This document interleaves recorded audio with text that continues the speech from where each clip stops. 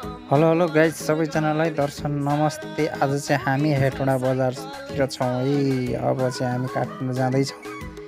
अब यहाँ चाहिँ अहिले चाहिँ धेरै भिडभाड किन भइरहेको छ भने उता पूर्वको गाडीहरू सबै यही बाटो आइरहेको छ, आइसहरू पनि।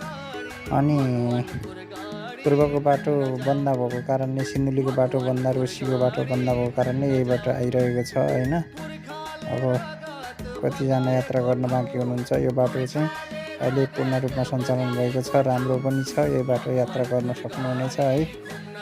यति भन्दै छोटो मिठो ब्लगमा हजुरहरूलाई स्वागत छ है त।